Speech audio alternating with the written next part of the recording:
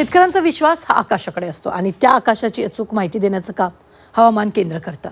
पण हीच यंत्रणा जर छेडछाड करून चुकीची माहिती देऊ लागली तर फटका थेट शेतकऱ्याला बसतो. जालना जिल्ह्यातील 49 पैकी तब्बल 40 स्वयंचलित हवामान केंद्राच्या उपकरणांमध्ये छेडछाड झाल्याचं समोर आल्यानं मोठी खळबळ उडाली. पावसाची खोटी नोंद, यंत्रणांची तोडफोड आणि शेतकऱ्यांच्या नुकसानीचा गंभीर प्रश्न आता ऐरणीवर आलाय. पाहूया त्या संदर्भातला विशेष रिपोर्ट. आभाळ खोटं बोलत नाही, पण आभाळाची माहिती देणारी यंत्रणा खोटी माहिती दाखवू लागली तर त्याची किंमत शेतकऱ्याला मोजावी लागते. जालना जिल्ह्यात असाच धक्कादायक प्रकार उघडकीस आलाय. जालना जिल्ह्यात 49 स्वयंचलित हवामान केंद्र आहेत.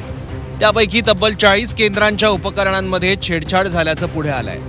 काही गावांमध्ये पाऊसच पडला नव्हता तरीही यंत्रणेत 70 ते 75 मिलीमीटर पावसाची नोंद दिसली. यातून उपकरणांची छेडछाड झाल्याचा संशय बळावलाय.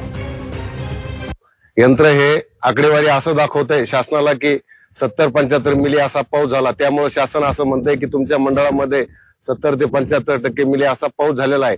या यंत्रणाचे चुकीचे आकडे आहेत आणि आता आम्ही जे पीक विमे भरणार आहोत त्या पीक विम्यावर आमचा ह्या आकडेवारीमुळे नक्कीच गदा येणार आहे. विरेगाव मंडळामध्ये जे काही पावसाचं प्रमाण आकडेवारीमध्ये दिसत आहे 70 मिलीमीटर असेल, 75 मिलीमीटर असेल, ही आकडेवारी खूप मोठ्या प्रमाणात फुगून दाखवलेली आहे. प्रत्यक्षात पाऊस जर बघितला अत्यल्प पाऊस या ठिकाणी विरेगाव मंडळामध्ये झालेला आहे. अंगावरचे कपडे सुद्धा या ठिकाणी भिजत नाही असा पाऊस आहे. भोकरदन, जाफराबाद, जालना, अंबड आणि परतूर तालुक्यातील अनेक हवामान केंद्रांमध्ये छेडछाड झाल्याचं पुढे आलं. आता ही छेडछाड कशा प्रकारे झाली तर रेनगेजमध्ये पाण्याच्या बाटल्या ठेवण्यात आल्या. काही ठिकाणी बर्फाचे डाग आढळले तर काही यंत्रांची तोडफोड करण्यात आली.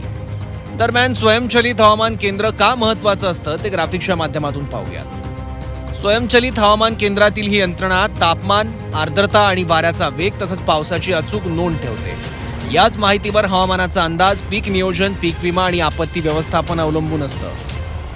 छेडछाड झाली ते गावामध्ये होतं त्यावेळेस छेडछाड झाली. आता इकडं बाहेर आणून बसवलं ते अधिकारी आहे ना, पण हे यंत्र बरोबर दाखवत नाही. तर याचा कुठं फॉल्ट आहे तर टेक्निकल लोकांनी फॉल्ट काढावा आणि गावाला किंवा शेतकऱ्याला न्याय मिळावा. या प्रकारानंतर स्वाभिमानी शेतकरी संघटना आक्रमक झाली आहे. हा प्रकार स्कायमेट कंपनीच्या निष्काळजीपणामुळे घडल्याचा आरोप करत कंपनीवर गुन्हा दाखल करण्याची मागणी करण्यात आली. याला प्रशासनही तितकंच जिम्मेदार आहे. आमचा स्वाभिमानी शेतकरी संघटनेचा स्पष्ट आरोप आहे की या स्कायमेट कंपनीवरच शेतकऱ्याची फसवणूक केली, प्रशासनाची फसवणूक केली आणि या यंत्रणेला वेटीस धरलं म्हणून स्कायमेट कंपनीवरच पहिले गुन्हे दाखल झाले पाहिजे, अन्यथा स्वाभिमानी शेतकरी संघटना स्वस्थ बसणार नाही. दरम्यान जिल्हा प्रशासनाने या प्रकाराची गंभीर दखल घेतली आहे. जिल्ह्यातील एकही हवामान केंद्र बंद नाही. मात्र यापुढे छेडछाड झाल्यास दोषींवर कठोर कारवाई होईल असा इशारा जिल्हाधिकाऱ्यांनी दिलाय. हवामान केंद्रांच्या सुरक्षेसाठी सीसीटीव्ही कॅमेरे बसवण्याचे आदेशही देण्यात आले आहेत.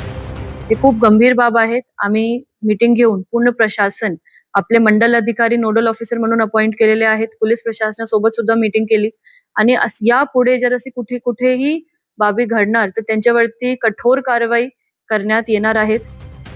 या प्रकरणी स्कायमेट वेदर सर्व्हिसेसच्या प्रतिनिधींनी 5 पोलीस ठाण्यात तक्रारी दिल्या आहेत. मात्र अद्याप गुन्हा दाखल झालेला नाहीये.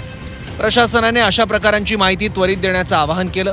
पावसाची प्रत्येक नोंद शेतकऱ्याच्या भविष्याशी जोडलेली असते.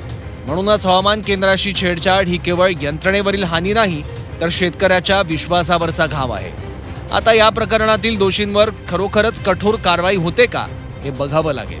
नितेश महाजन, झी 24 तास, जालना.